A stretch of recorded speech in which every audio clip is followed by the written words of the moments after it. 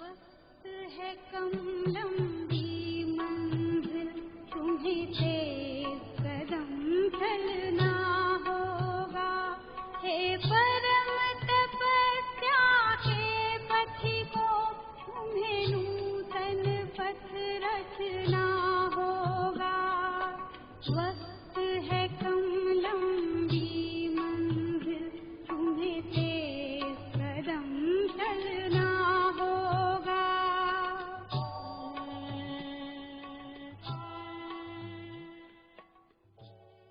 ओम शांति। इस भट्ठी में पूर्ण आनंद लेना है, संपूर्ण आनंद। अभी आदरणीय सचिन भाई, डॉक्टर सचिन, आज बाबा ने डॉक्टर्स को ही इलाज के लिए भेजा हुआ है। पहले डॉक्टर निर्मला दीदी, अब डॉक्टर सचिन, ना। तो आपने पीस ऑफ माइंड टीवी पर स्पेशली नई सोच नया विश्वास, उसमें मैं आपका एक एपिसोड देख रही थी। बहुत साइंटिफिक तरीके से बहुत सी बातें धारणा की, ज्ञान की आप क्लियर कर रहे थे। तो तब थोड़ा सा देखा था और उसके बाद मैं अभी इनको कह ही रही थी कि भाई साहब ये ना हो मैं कंफ्यूज कर जाऊं कि कौन से सचिन भाई हैं। तो पहले डॉक्टर सचिन सुन के हमें नासिक के कहाँ के हैं वो, महाराष्ट्र वाले सचिन भाई याद आ जाते थे। तो आपका किशोर अवस्था में ही, युवा अवस्था में ही ज्ञान में आना, ज्ञान को बहुत गहराई से समझना और फिर समझाना, इसमें आपको महारत हासिल है। और बाबा के बच्चे जो कि यंग एज में आते हैं, सहज रूप से जिनमें वैराग आता है, तो उनका वैराग औरों के लिए प्रेरणा बन जाता है। तो इसी तरह की आप बहुत प्रेरणादायी पर्सनैलिटी हैं, डबल डॉक्टर हैं, है ना। आत्मा का इलाज, विकारों से दूर रखने की उनको परहेज बताते हैं और इसके साथ साथ ही बहुत अच्छा मंथन, बहुत गहरी अच्छी धारणाएं। तो आप हम सभी को, भट्ठी में आए हुए राजा पार्क जयपुर के कनेक्शन के भाई बहन हैं, तो इन सभी को वो गहरी बातें कि स्वयं की चेकिंग कैसे करें। हम कई बार समझ रहे होते हैं कि हम तो ठीक चल रहे हैं, है ना। कुछ तो ज्ञान में आए थे, मोटी मोटी धारणाएं कर ही ली, अनशुद्धि, ब्रह्मचर्य, है ना, स्नान करना, तो ये मोटी मोटी धारणा कर ली। लेकिन सूक्ष्मता में कभी किसी तरह का अहंकार वश क्रोध ना आए, मुरली सही समझ में आए, इससे रिलेटेड सूक्ष्म चेकिंग को रोज का चार्ट लिखने की प्रेरणा हम आदरणीय सचिन भाई से लेंगे। आपका प्रोफेशनल बायोडाटा, आपका और कोई अनुभव, वो आप स्वयं ही बताएंगे। ओम शांति। ओम शांति। हमने सुना है एक सौदागर हमेशा जहाज की यात्रा करता था। उसके मित्रों ने एक बार उससे कहा कि तुम इतनी यात्राएं करते हो अपनी, और जहाज से करते हो जहां कभी भी कोई भी तूफान आ सकता है, क्यों नहीं तुम तैरना सीख लेते। तो उसने कहा कि तैरने के लिए मेरे पास समय नहीं है, तैरने में ही अपना जीवन में एक दिन भी वेस्ट नहीं कर सकता। तो उसके मित्रों ने कहा कि बहुत ज्यादा दिन लगाने की जरूरत नहीं पड़ेगी, हमारे गांव में ही एक ऐसा तैराक है, केवल 3 दिन में ही तुम्हें तैरना सिखा देगा। वो कहता है 3 दिन में तो लाखों यहां से वहां हो जाएंगे, मैं 3 दिन भी नहीं दे सकता, और कोई सस्ती तरकीब होगी तो बताओ। तो उसके मित्र कहते हैं तूफान क्योंकि कभी भी आ सकते हैं, तुम एक काम करो कि जब भी जाते हो तो खाली पीपा जो होता है ना, ऐसे 3 पीपे हमेशा अपने साथ रखो। अगर कभी तूफान आ गया और जहाज उलटने लगे तो इनको पकड़ लेना, तो शायद तुम बच जाओगे। वो ये बात मान लेता है। और एक दिन ऐसा ही होता है, जब इस तरह वो यात्रा करते रहता है तो अचानक समुन्दर में तूफान आता है। तो जो नाविक होते हैं वो उससे कहते हैं कि हम तो कूद रहे हैं, तुम्हारे जो पीपे हैं और जो तुमने रखे हैं अपने सोने के स्थान पर, वहां पर जाओ और उनको पकड़ लो या उनके साथ कूद जाओ। तो वो व्यापारी, वो सौदागर जाता है और उन 3 पीपों को देखता है, परंतु उनके साथ ही और 3 दूसरे पीपे भी वहीं पर रहते हैं, जिसके अंदर बहुत सारे हीरे और अशर्फियां रखी रहती है। तो सोचता है ये पकड़ू या वो पकड़ू, किसको पकड़ू? खाली अगर पकड़ लूं तो व्यर्थ चला जाएगा, क्या मालूम बच भी जाऊं। तो क्यों ना मैं भरे हुए जो पीपे हैं उनको ही पकड़ लूं। और फिर उसका जो होना था वो हुआ। वहां बात थी 3 दिन की, पहले 3 दिन की बात थी कि 3 दिन कम से कम दे दो तो क्या हो जाएगा, तैरना सीख जाएंगे। बाद में बात थी 3 उन पीपों की। तो उसने किन पीपों को पकड़ा? जिसमें अशर्फिया भरी थी। ये 3 दिन जो आप सब यहां आए हैं, सभी मधुबन निवासियों की तरफ से और मधुबन की तरफ से हम सभी आपका इन 3 दिन के लिए यहाँ पर स्वागत करते हैं।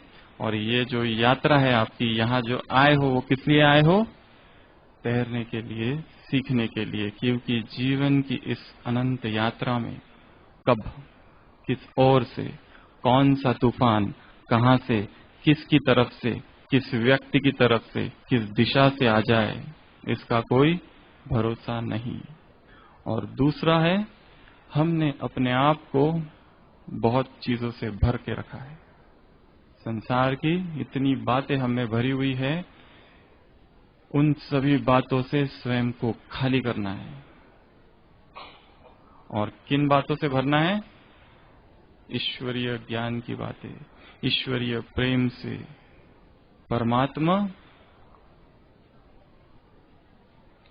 परमात्मा की मदद, परमात्मा का साथ हमें मिले, उसके लिए स्वयं को ऐसा योग्य पात्र बनाना है। इसके लिए हम इस स्थान पर आए हुए हैं।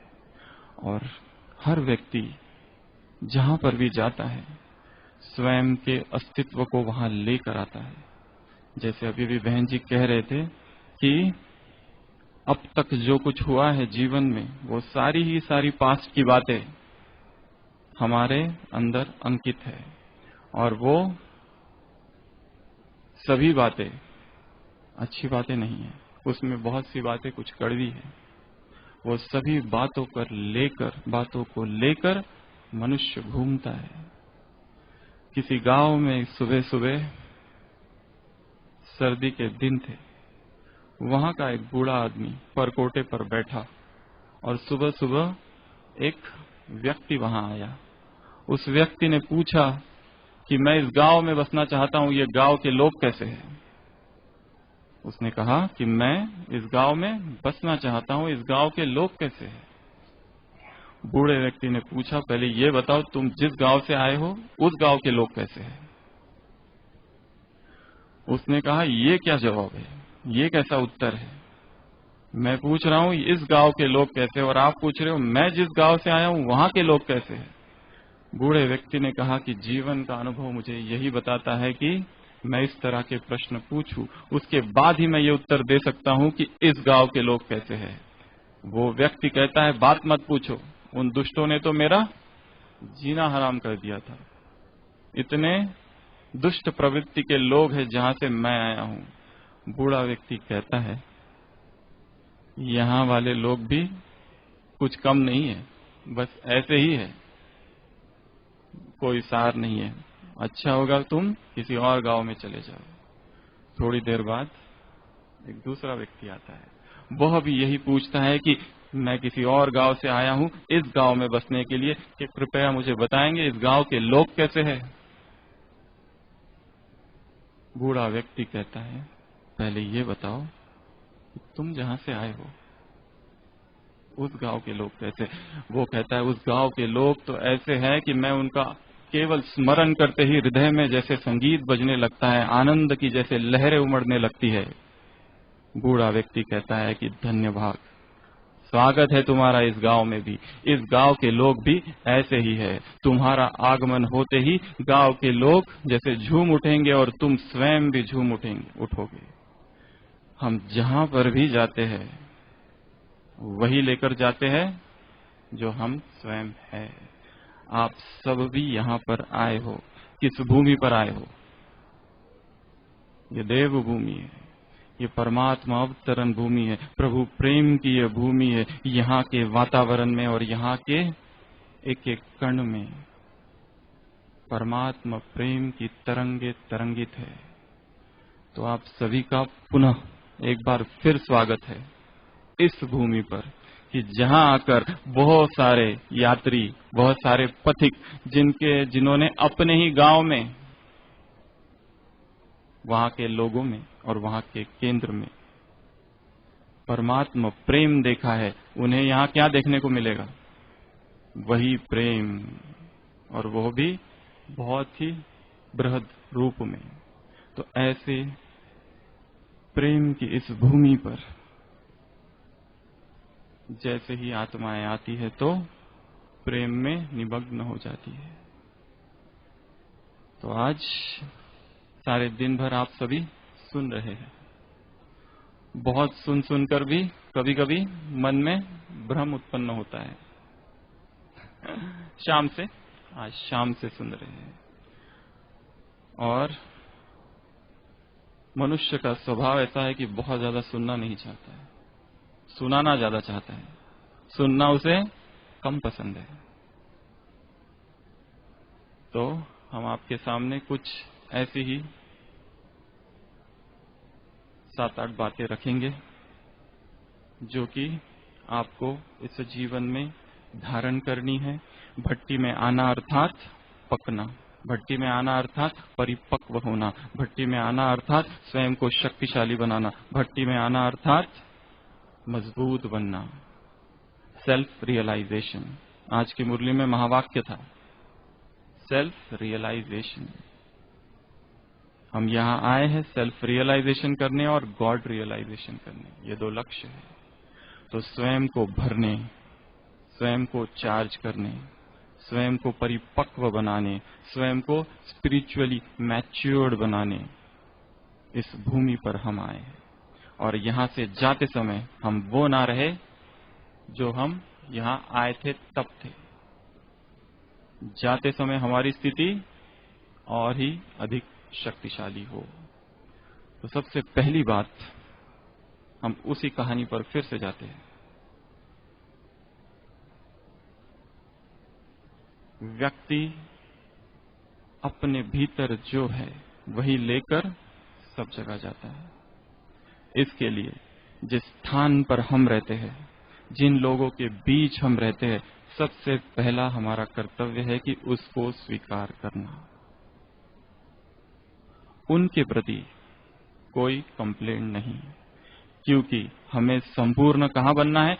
अनुकूल परिस्थितियों में नहीं, प्रतिकूल परिस्थितियों में। अगर कोई व्यक्ति कमल की खोज में निकलता है और एक दिन उसे कमल का फूल मिल जाता है, तो वो सबसे पहला धन्यवाद किसको देगा? कहाँ खिला है वो? उस कीचड़ को। जिन जिन परिस्थितियों के बीच हम रहते हैं, उन्हीं परिस्थितियों में हमें संपूर्ण बनना है। ये संकल्प कि ये स्थान बदल जाए तो मेरा पुरुषार्थ अच्छा हो जाएगा, ये परिस्थिति बदल जाए तो मेरा पुरुषार्थ अच्छा होगा, ये पलायनवाद है। हमें स्थिति को ही बदलना है, हमारी स्थिति जब बदलेगी तो स्थान बदलने की आवश्यकता नहीं पड़ेगी। अव्यक्त बाप दादा के महावाक्य है, ना स्थान बदलेगा, ना व्यक्ति, ना परिस्थिति, तुम्हें ही बदलना है। तो सबसे पहला जो प्रिंसिपल है जो इस भट्टी से हमें लेना है वो कौन सा है? जिस स्थान पर हम हैं, जिन लोगों के बीच हम रहते हैं, उन सभी को बहुत ही प्रेम से स्वीकार करना। वो जो है, जैसे है, उनको वैसे ही स्वीकार करना। उनके प्रति हमारे मन में कोई कंप्लेंट नहीं, क्योंकि बाबा ने कहा है इस ड्रामा का हर एक्टर केवल निर्दोष नहीं परंतु संपूर्ण निर्दोष है। हमारा जन्म जहां हुआ है, जिस घर में अब हम हैं, जिस स्थान पर हम अब रहते हैं, वो सभी हमारा ही है, हमारे ही कर्मों का फल है। और हम दो यात्राएं करते हैं, एक है हमारी अध्यात्म की यात्रा, दूसरी है हमारी हिसाब किताब की यात्रा। जो पहली यात्रा है वो तो हमें बहुत ही खुशी खुशी से रूहानियत की खुशबू फैलाते हुए, आज के वरदान स्लोगन में था ना, रूहानी गुलाब है हम, रूहानी वृत्ति से उस तरह तय करनी है। परंतु जो दूसरी यात्रा है वो थोड़ी जटिल है। वो यात्रा है हमारे जो हिसाब किताब है, उन हिसाब किताब की यात्रा। इस संसार की आत्माओं के साथ हमारे सूक्ष्म हिसाब किताब है। कब कौन सा हिसाब किताब सामने आ जाए हम नहीं कह सकते। तो ये जो यात्रा है, इसको भी सुखद बनाना है। ये यात्रा भी कभी ना कभी समाप्त तो होगी। बीच में हर एक आत्मा के साथ हमारी जो यात्रा है, उसका भी एक तो शुरुआत है और कहीं ना कहीं उसका अंत है। परंतु ये जो बीच का यात्रा है, इसको हमें क्या बनाना है? बहुत ही सुखद। इस हिसाब किताब से हमारे चित्त में पीड़ा उत्पन्न न हो। इस यात्रा से हमारे चित्त में पीड़ा, दुख, अवसाद का भाव उत्पन्न न हो। ये यात्रा भी हमारे लिए उतनी ही सुखद हो जाए जितनी हमारी परमात्मा प्रेम की, परमात्मा मिलन की यात्रा है। इन हिसाब किताब से भागना नहीं है। सन्यासी थे जो भागे, घर से भागे, भाग नहीं पाए, बाहर जाकर आश्रम बनाए। एक बंधन से छूटे, उधर शिष्य और शिष्याओं के बंधन बनाए। एक राग तोड़ा, उधर दूसरे राग जोड़े।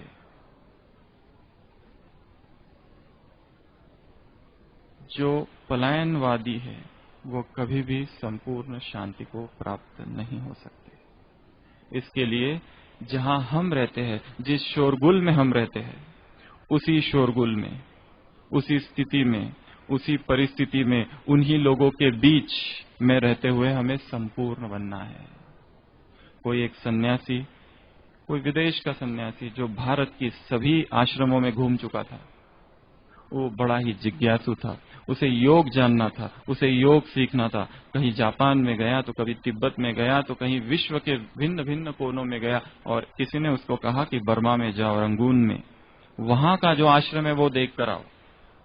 उसके अंदर जिज्ञासा उठी, क्योंकि अब तक के उसने जो भी आश्रम देखे थे वो सभी इतने रम्य थे, मनहर थे।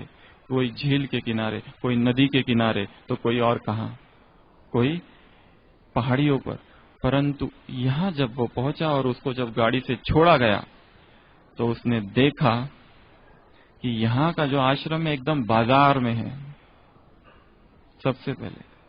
उसके बाद में जब अंदर प्रवेश किया तो इतना वहां शोरगुल, कौवे ही कौवे और कुत्ते ही कुत्ते भौंक रहे हैं यहां वहां। ऐसा आश्रम देखकर उसे आश्चर्य लगा, ये भिक्षु जो है, यहाँ के बौद्ध भिक्षु, ये यहाँ कैसी साधना करते हैं। देखा तो जैसे बाजार में जो कोलाहल होता है वही कोलाहल वहां पर भी था, बस बाजार ही था, परंतु उसके पास अब कोई पर्याय न था। रात वहीं गुजारनी थी। वहां के प्रधान से जाकर मिला और कहा कि ये कैसा आश्रम है, यहाँ तो बिल्कुल ही शांति ही नहीं है। मैंने अब तक के जो आश्रम देखे हैं वो आश्रम कितने शांत थे। प्रधान ने कहा, ये हमने स्थापना की है इस तरह के आश्रम की। क्यों स्थापना की है? ये जो कौवे हैं ये आमंत्रित है, और ये जो कुत्ते हैं उनको हमने पाल के रखा है। कौवों को तो हम खास भोजन देते हैं। उसे आश्चर्य होता है, पूछता है ऐसा क्यों? वो कहता है, प्रधान कहता है कि यहाँ पर इस वातावरण में, इस बाजार में ही शांति का अनुभव करना हम अपने भिक्षुओं को सिखाते हैं।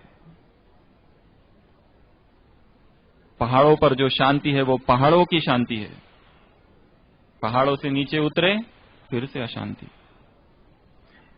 इस वातावरण में स्वयं को स्थिर रखना, संसार के वातावरण में स्वयं को स्थिर रखना, उस बाजार के वातावरण में स्वयं को स्थिर रखना, इसके लिए बाबा भी जो गृहस्थ में रहते हैं उनके लिए क्या शब्द कहते हैं? महावीर। वीर अर्थात जो यहाँ है, महावीर अर्थात जो वहां रहते हैं। अर्जुन से एकलव्य तीखे जाएंगे। साकार महावाक्य है बाबा से, अर्जुन जो यहाँ वाले हैं उनसे जो वहां रहते हैं। उन सभी परिस्थितियों के बीच सब कुछ सामना करते हुए, देखते हुए, सुनते हुए, उस आवाज में, उस कोलाहल में स्वयं के शांत स्वरूप स्थिति में जो स्थित रहते हैं और यह अध्यात्म की साधना करते हैं और परमात्मा प्रेम, परमात्मा अवतरण का संदेश देते हैं या परमात्मा की प्रत्यक्षता के निमित्त बनते हैं, ऐसी आत्माएं वास्तव में बहादुर और महावीर है। तो सबसे पहला प्रिंसिपल है नो कंप्लेंट्स। जिस स्थान पर है उसको स्वीकार करना और बड़े ही प्रेम से स्वीकार करना, और यह संकल्प करना कि हमें इसी परिस्थिति में संपूर्णता को प्राप्त होना है। दूसरा, जैसे बहन जी कह रहे थे, चेकिंग। हम सब ने मुरलियां सुनी है और कई सालों से सुन रहे हैं। चेक करना और चेंज करना, चेक करना और चेंज करना, हजारों बार हमने सुना है। स्वयं को जब तक हम चेक नहीं करते तब तक हम चेंज नहीं हो पाते। चेकिंग करने के लिए इस वसुंधरा पर, जिस स्थान पर अब हम बैठे हैं, ऐसा स्थान और कहीं नहीं। जो 4 धाम यहाँ पर है, ऐसे धाम विश्व के किसी कोने में कहीं पर भी नहीं। तो दूसरा जो पॉइंट है वो है चेकिंग का। कोई साधु अपने शिष्य को, जो कि बहुत ही परेशान हो जाता है, इतना परेशान होता है, सोचता है मेरा जो गुरु है उसको कुछ नहीं आता है, क्या करूं? साधु उसे अपने ही एक मित्र के पास भेजते हैं, और वो जो शिष्य होता है एक ऐसे व्यक्ति के पास जाता है कि जो कि तो नौकर है, किसी सराय में नौकर है। वो शिष्य सोचता है इससे मैं क्या सीखूंगा। साधु कहता है उस शिष्य से कि उसकी चर्या को देखना, वो क्या क्या करता है। वो जाता है, दिन रात उसको देखता है, परंतु उसको लगता है ये क्या पागलपन है, इससे मैं क्या सीख सकता हूँ। 1-2 दिन वहां रहता है और फिर सोचता है कि यहाँ रह के कोई फायदा नहीं है, और जब जाने लगता है सोचता है एक बार फिर देख लूं, ये सुबह सुबह कुछ करता होगा या रात में कुछ करता होगा, और देखता है और उससे पूछ ही लेता है तुम करते क्या। वो कहता है रात में सोते से पहले सारे दिन भर के जो झूठे बर्तन हैं वो मैं साफ करता हूं और सोता हूं। सुबह जब उठता हूं तो रात में फिर थोड़ी जो धूल लग जाती है, सुबह उठ के फिर साफ करता हूं। यही उसका सार है। गुरु अपने शिष्य को समझाते हैं चित्त को साफ करना है 2 बार, एक शाम को और एक सुबह। साफ करना अर्थात उसकी चेकिंग करना, साफ करना अर्थात देखना, स्वयं को वैसे ही देखना जैसे हम हैं, उसमें क्या क्या है, क्या क्या नहीं है, कौन सी कमियां है, कौन सी खामियां है, कौन से डिफेक्ट्स है, कौन से इम्परफेक्शन है, वो सब कुछ देखना। और चित्त की शुद्धि का एक सबल उपाय है मौन। जब तक आत्मा मौन का अनुभव न करे वह चित्त शुद्ध नहीं हो सकता है। मौन अर्थात केवल चुप रह जाना नहीं, न बोलना, यह मौन नहीं है। मौन अर्थात स्वचिंतन, मौन अर्थात स्वचिंतन, मौन अर्थात इंट्रोस्पेक्शन और रेट्रोस्पेक्शन, स्वयं को देखना, आत्मनिरीक्षण करना। अब तक का जो जीवन का प्रवाह है, अब तक का जो जीवन का प्रवास है, जब से बाबा के बने तब से लेकर अब तक, किन उमंगों से यहाँ आए थे बाबा के पास, क्या क्या करना था पर हमने अब तक नहीं किया। ये सभी के लिए होमवर्क है, लिख लो। जब हम बाबा के बने हमारे अंदर क्या क्या करने का संकल्प था परंतु हम न कर पाए। इस भट्टी में उसका चिंतन करना है कि अब सबसे पहले वह कार्य करना है। योगी बनने का संकल्प था, बन नहीं पाए। तपस्वी बनने का संकल्प था, ज्ञानी बनने का संकल्प था, अपने योग को बढ़ाने का संकल्प था, नहीं बन पाए। क्या क्या कारण रहे, क्यों नहीं बन पाए? जीवन में ऐसी कौन सी विषम परिस्थिति आ गई, कहां कहां विकारों ने हृदय में प्रवेश किया और हम रुक गए। उन सभी की स्वचेकिंग। ट्रैफिक कंट्रोल, स्वयं को आत्मा देखना और उन्हीं सारे जीवन के लक्ष्य को याद करना इन 2-3 मिनट में। तीसरा एक प्रयोग है जो कि योग का प्रयोग है।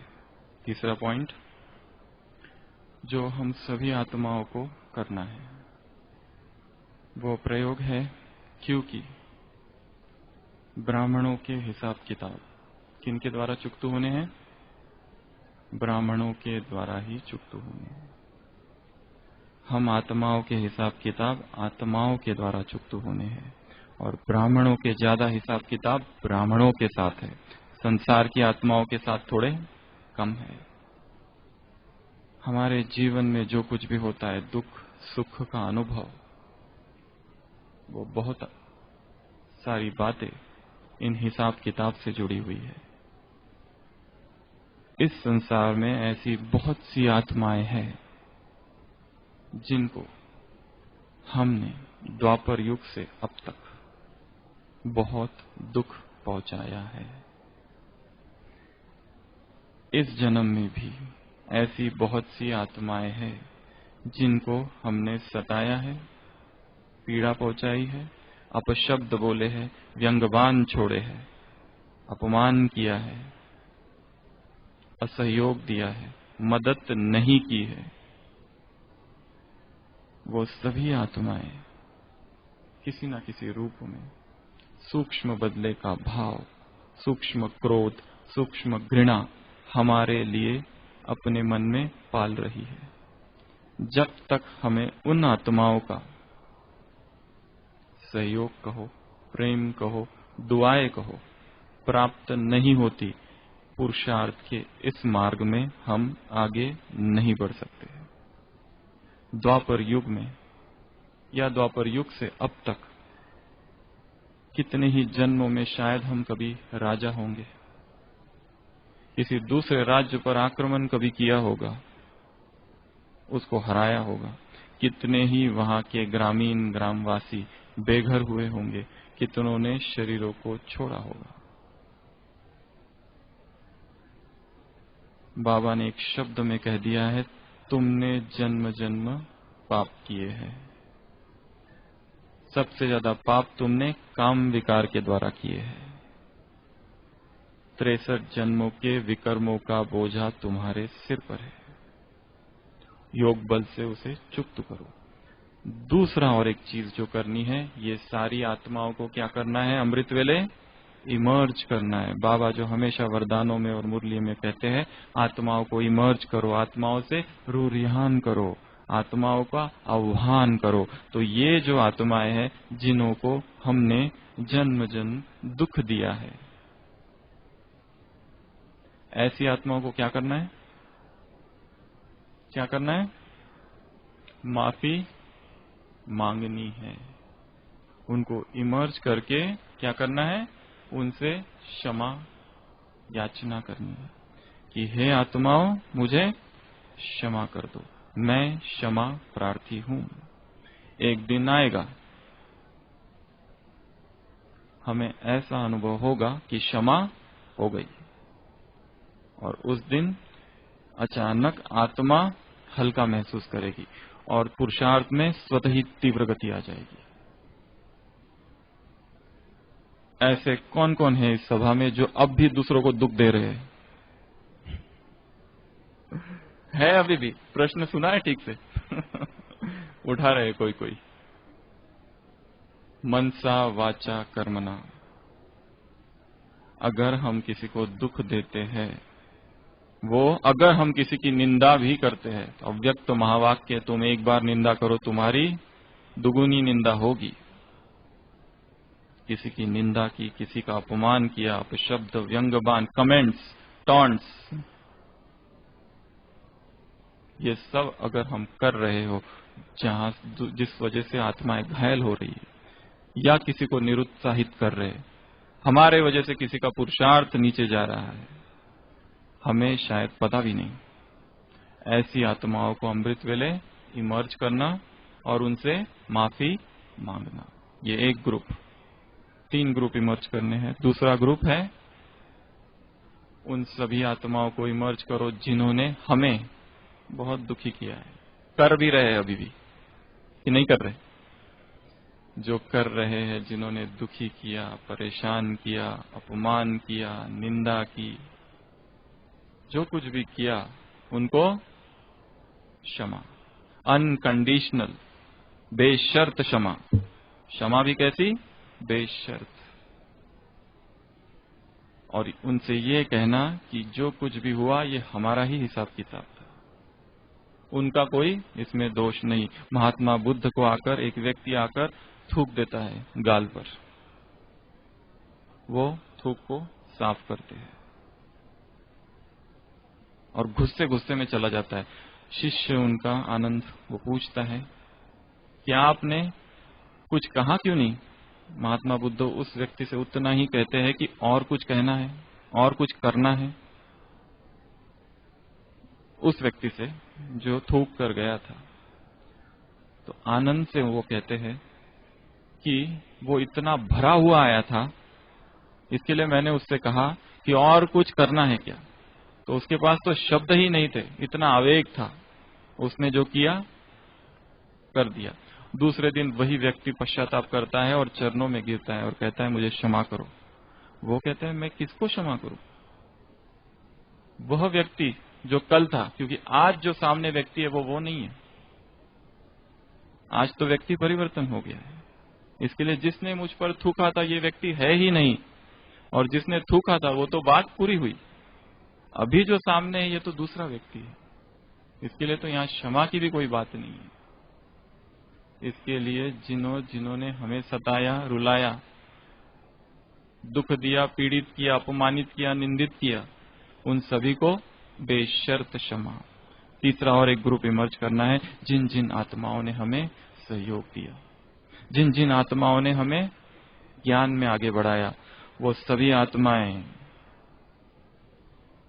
चाहे वो सेवा केंद्र की बहनें हो जिन्होंने हमारा कोर्स कराया, जो हमें मधुबन तक ले आए, जिन्होंने हमें बाबा से मिलाया, जिन्होंने इस तीर्थ धाम की यात्रा कराई, उन सभी को सहयोग, उन सभी को धन्यवाद, उन सभी को जिन्होंने हमें इस संसार में खोने से बचाया। हम भूखे थे, उन्होंने हमको भोजन दिया। हम प्यासे थे, उन्होंने प्यास मिटाई। हम भटक रहे थे, जिन्होंने हमको ठिकाना दिया। हम बीमार थे, कोई देखने नहीं आ रहा था, उन्होंने आकर हमारी उस समय सेवा की।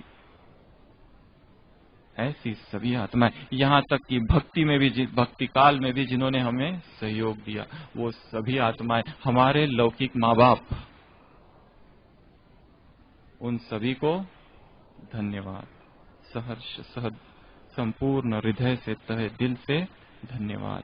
तो अमृत वेले ये 3 ग्रुप इमर्ज करना। अमृत वेले भी अंत के समय में 4:45 के आसपास 5 मिनट में ये कार्य हो सकता है, और रोज करना और नियमित करना। 6 मास अगर कोई ये कार्य रोज करे तो हल्कापन आ जाएगा, वह निर्भर अवस्था, वह निर्बोझ स्थिति, जिसको बाबा डबल लाइट कहते हैं। क्योंकि आत्माओं के संकल्प हमें रोके हुए हैं, हमें स्वयं को इन संकल्पों से मुक्त कराना है, सभी की दुआओं को प्राप्त करना है।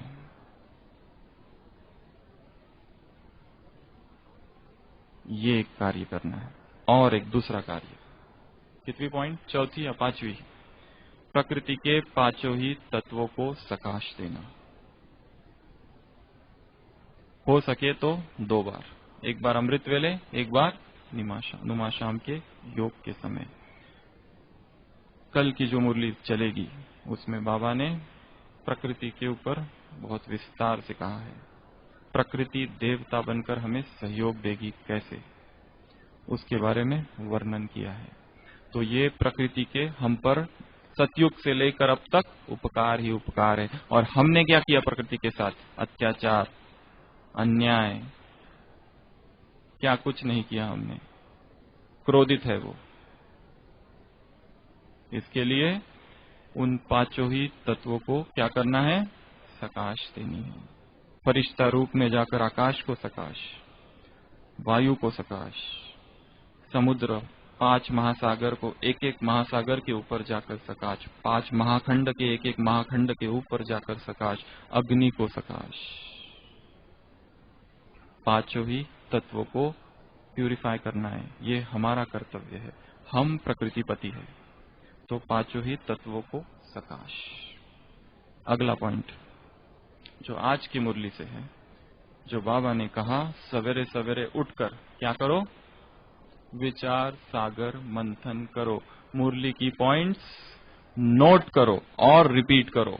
क्या करो, नोट करो और रिपीट करो। जो भी आए उसको समझाओ। तो क्या करना है, पिछले संडे की मुरली याद है सभी को ना, किसकी संतान हो, सागर की, तालाब की नहीं। मनन करते हुए ही मगन अवस्था को प्राप्त होना है, मोहब्बत के सागर में लीन। जो आनंद योग में प्राप्त होता है वही आनंद हमें किसमें प्राप्त हो, ज्ञान की गहराई में। जिस स्थान पर अब यहां आप बैठे हो, इस स्थान से अच्छा और कोई स्थान नहीं है विचार सागर मंथन करने का।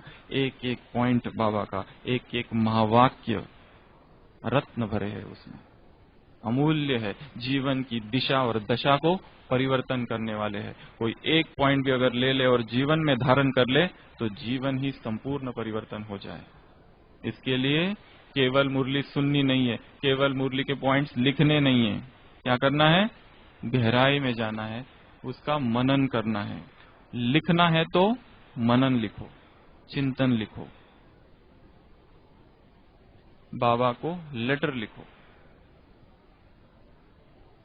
ऐसा लिखो कि जिसमें हम सब कुछ अपना, कुछ भी अंदर ना रहे, सब के सब बाहर निकाल दे। कैथारसिस, मेडिकल टर्मिनोलॉजी में उसको कैथारसिस कहते हैं। खाली हो जाना है और फिर नव ज्ञान को, नव प्रकाश को, नव ऊर्जा को स्वयं में भरकर यहां से जाना है। बादल है ना, भरना है यहां पर। तो विचार सागर मंथन। जो बच्चे विचार सागर, जो गाय उगारती नहीं, उसे बाबा क्या कहते हैं, बीमार। तो बीमार नहीं बनना है, स्वस्थ बनना है, शक्तिशाली बनना है, एक एक पॉइंट की गहराई में जाना है। तो विचार सागर मंथन। और एक पॉइंट जो आज ही की मुरली में और आज ही के वरदान में है, अभी शाम को ही हम आज का वरदान हमने सुबह सुना, पढ़ा, फिर भूल गए, और जब शाम को नकी पर थोड़े टहल रहे थे तो देखा एक पिता अपने बच्चे को कंधे पर उठाकर चल रहा है, तो वरदान की याद आई। क्या है वरदान, याद है सभी को? अगर बाबा की गोद में रहकर चलना है तो मेहनत नहीं, मुश्किल नहीं, रुकना नहीं, रोना नहीं, थकना नहीं, थकावट नहीं होगी।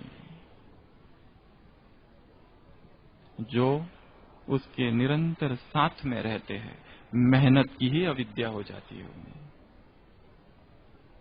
इतना सहज पुरुषार्थ हो जाए, पुरुषार्थ भी जैसे नेचुरल एक्ट हो जाए, सहज कर्म सुलभ,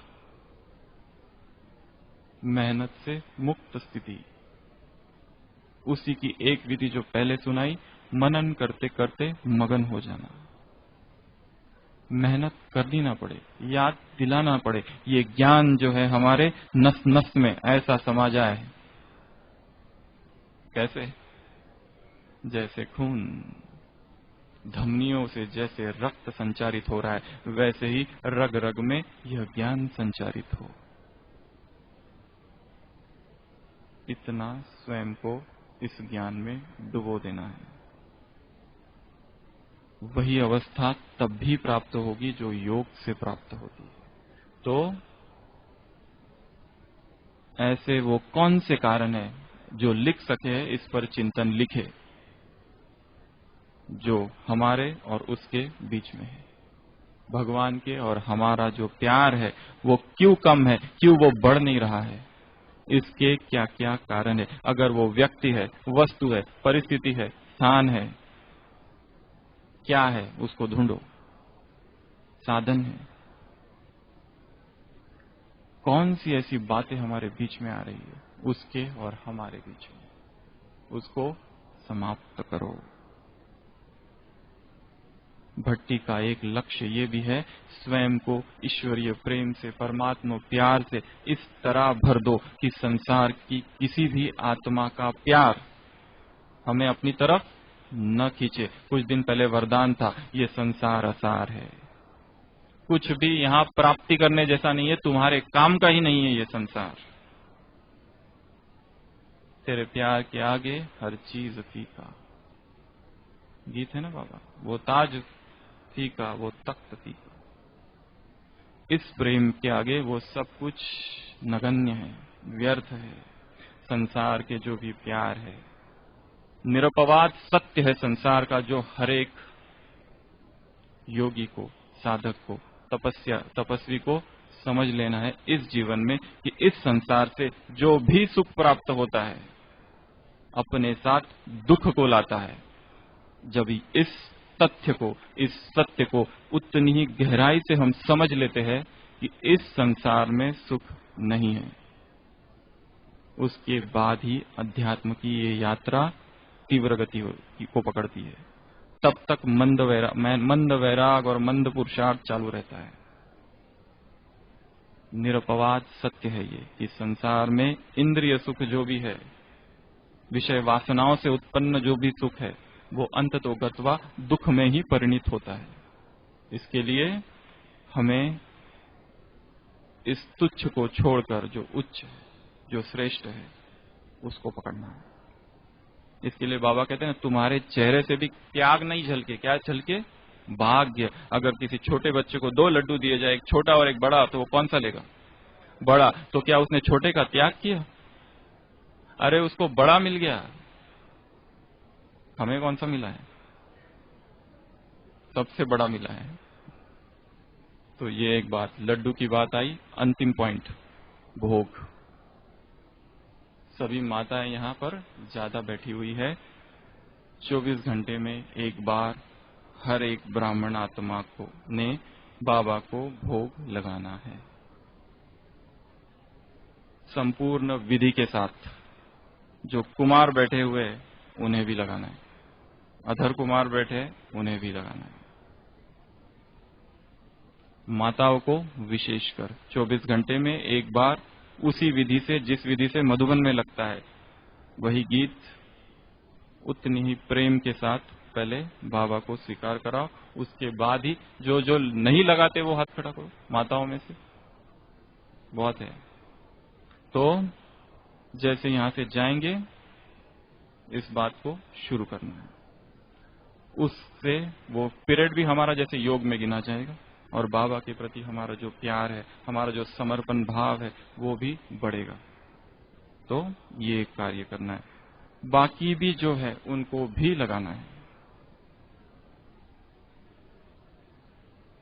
पत्रम पुष्पम फलम तोयम यो मैं भक्त्या प्रयश्यति। किसी भी चीज का हो सकता है। गीता में कहा है पत्र, पुष्प या फल। क्या किस चीज का लगाया जा रहा है वो इतना महत्वपूर्ण नहीं है, परंतु किस भाव से लगाया जा रहा है वो भाव महत्वपूर्ण है। तो ये कुछ बातें हमने आपके सामने रखी। कल के लिए एक होमवर्क, कल की जो अव्यक्त वाणी चलेगी वो अव्यक्त वाणी है, सभी ने उसे एक बार सुनना है। उसके बाद कुछ संडे पहले मुरली चली थी, सुनना, जानना और फिर है स्वरूप बनना। सुनना, मानना, स्वरूप बनना। तो कल की जो अव्यक्त वाणी चलेगी, क्लासेस यहाँ पर आपके चलेंगे, साथ साथ भट्टी भी चलेगी, पर वह जो वाणी है उसका अध्ययन करना। अध्ययन शब्द मैं कह रहा हूँ, केवल पढ़ना नहीं, अध्ययन। जैसे स्टूडेंट स्टडी करते हैं उस तरह उसका अध्ययन करना, उस पर मनन करना, उससे पॉइंट्स निकालनी, उसका कुछ उसके ऊपर अगर कोई लिख सके तो लिखे। ठीक है, ये कार्य कल के लिए है। तो कल की जो मुरली सुनेंगे उसको सुनना, पढ़ना, हो सके तो चर्चा करना आपस में कि आज बाबा ने क्या कहा। इस मुरली से हम कौन कौन सा होमवर्क उठाए और देखना हमें कितनी वो चीजें याद है। स्मृति स्वरूप बनना है ना, तो ही तो समर्थी स्वरूप बनेंगे। अगर याद ही नहीं तो समर्थी कैसे आएगी। तो स्वाध्याय, स्व अध्ययन, पठन पाठन, जैसे विद्यार्थी करते हैं, हम ईश्वरीय स्टूडेंट है। पढ़ाने वाला कहता है कि मैं ऐसी पढ़ाई पढ़ाता हूं कि ये पढ़ाई जैसे छपाई हो जाती है, कहता है ना पढ़ाने वाला। तो इतनी ही लगन से, उतने ही उमंग से, उतने ही उत्साह से इस पढ़ाई को हमें पढ़ना है। तो कल की मुरली का अध्ययन करना है सभी को। ठीक है, तो इतना कहकर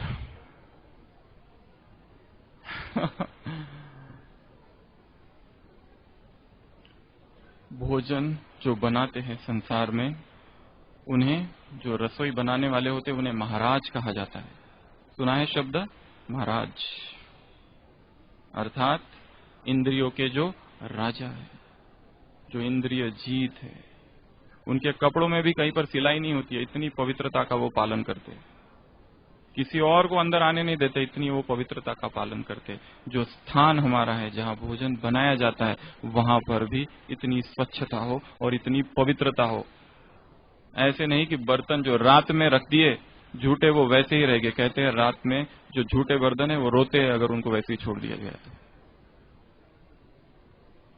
अगर कोई आकर बीच में देखे तो उसको पता भी ना चले कि यहाँ पर भोजन बना था थोड़ी देर पहले। इतनी उसमें क्लीनलीनेस होनी चाहिए। चौका जो कहते हैं, 4 चीजें संसार में चौका कहते हैं ना रसोई घर को। तो किस कमाई से वो पैसा आ रहा है, सबसे पहली बात। इस दौड़ में इतना पैसों के पीछे खो नहीं जाना है कि वो पैसा भी गलत तरीके से आने लगे। सबसे पहले तो कहां से आ रहा है, दूसरा किस वो जो स्थूल स्वच्छता है वो, तीसरा कंकड़ पत्थर, ये सारे अन्न के दोष है, वो उसमें ना हो। और सबसे महत्वपूर्ण है जो व्यक्ति उसे बना रहा है किस भाव के साथ बना रहा है, उसमें कृतज्ञता का भाव हो। संसार की आत्माओं को तो भोजन तक नहीं मिल रहा है और हमें बैठे बैठे मिल रहा है, उसमें हमारा धन्यवाद का भाव हो,